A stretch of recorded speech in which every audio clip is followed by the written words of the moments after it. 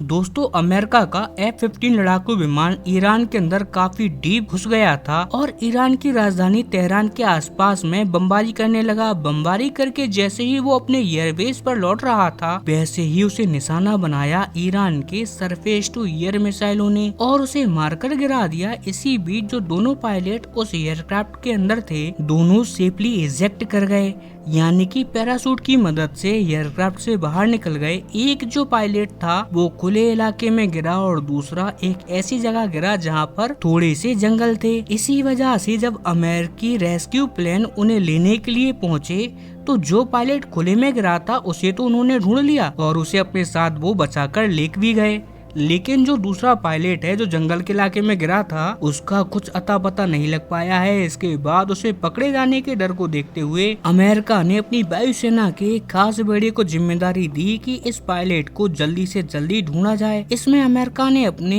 Eight and worth home, इसके अलावा F-15 लड़ाकू विमान और अपने ब्लैक हॉक हेलीकॉप्टर और MQ-9 ड्रोन सब कुछ झोंक दिया। किसी भी तरीके से पायलट को बचाकर निकाल कर लाओ, क्योंकि अगर वो पायलट ईरानियों के हाथ में लग गया तो ईरान उससे इतना प्रोपोगेंडा करेगा कि अमेरिका की मिट्टी पलट करके रख देगा। लिटरली पूरी दुनिया के सामने अमेरिका की थू-थू होगी और दुनिया के सामने अमेरिका उसकी परेड निकालेगा और दिखाएगा कि अमेरिकी वायुसेना को कैसे उन्होंने धूल चटा दी है। इसीलिए अमेरिका ने अपनी पूरी जान झोंक दी थी उस पायलट को वापस लाने के लिए, लेकिन जो हुआ वो किसी बुरे सपने से कम नहीं था अमेरिका के लिए। दरअसल इस पूरे रेस्क्यू ऑपरेशन में जो शामिल प्लेन थे उनमें सबसे पहले 8 एंड वॉर्थरो काफी लो फ्लाइंग उड़ रहा था। स्क्रीन पर आप देख सकते हैं कुछ इस प्रकार का ये प्लेन होता है। ये जमीन के काफी नजदीक उड़ान भरता है ताकि दुश्मन के जो मिलिशिया हैं जो पायलट को पकड़ कर ले जा रहे हैं उन्हें ये गोलियों से खत्म कर दे। खैर, जैसे ही अमेरिका का प्लेन ये जमीन के काफी करीब उड़ा तो जमीन पर मौजूद ईरानी मिलिशिया ने इसे निशाना बनाया और इस प्लेन को मारकर गिरा दिया। अमेरिका के लिए अच्छी बात ये है कि इसका जो पायलट है वो बचा लिया गया, लेकिन इसके बाद एक और हेलीकॉप्टर था अमेरिका का जो इस बचाव कार में लगा हुआ था, ब्लैक हॉक, इसे भी उन्होंने मार के गिरा दिया। और फिलहाल रिपोर्ट आ रही है कि दोनों पायलटों को जो कि इसमें सवार थे वो मारे जा चुके हैं और इसका कंफर्मेशन अमेरिका ने अभी तक नहीं दी है। इतना ही नहीं, इस पूरे रेस्क्यू मिशन में कम से कम 4 MQ-9 रीपर ड्रोन भी मार के गिराए गए हैं जो कि सर्विलांस का काम करते हैं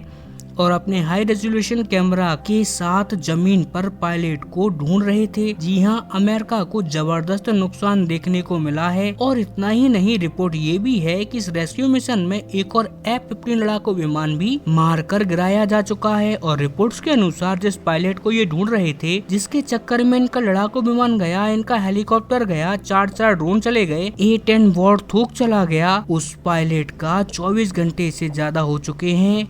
इन्हें कोई आइडिया ही नहीं चल रहा है। अमेरिकी फिलहाल ये मानकर चल रहे हैं कि उस पायलट को या तो ईरान की मिलिशिया ने पकड़ लिया है या फिर ईरान की मिलिट्री ने। जो भी हो, बात एक ही है। और आप यकीन मानिए, अगर सच में उस पायलट को ईरान ने पकड़ लिया है तो अमेरिकियों की मिट्टी पलीत होना तय है। ऐसी ह्यूमिलेशन करी जाएगी कि वो दुनिया की पूरी दुनिया उसे याद रखेगा और अमेरिका इतनी भयंकर जवाब में आएगा कि आप सोच भी नहीं सकते। खास करके डोनाल्ड ट्रंप, जो कि पिछले 1 महीने से दुनिया के सामने अपनी पीठ थपथपा रहे हैं कि हम तो युद्ध जीत गए हैं, हमने तो सारे के सारे टारगेट अचीव कर लिए, हमारी मिलिट्री की सुपर पावर देखो, उनकी नाक रगड़वा देगा ईरान उस पायलट को वापस लेने के बदले। इसीलिए अमेरिकी सरकार प्रार्थना कर रही है इस समय कि किसी तरीके से वो पायलट ईरानियों के हाथ ना लगे। वो कहीं जंगल में छुपा हो, कहीं गुफाओं में छुपा हो, लेकिन किसी भी कीमत में वो हाथ नहीं लगना चाहिए ईरानियों के, वरना अमेरिका की ग्रेटेस्ट ह्यूमिलेशन होगी। और इसीलिए रेस्क्यू मिशन अभी भी जारी हैं। अभी भी अमेरिका के हेलीकॉप्टर, ड्रोन,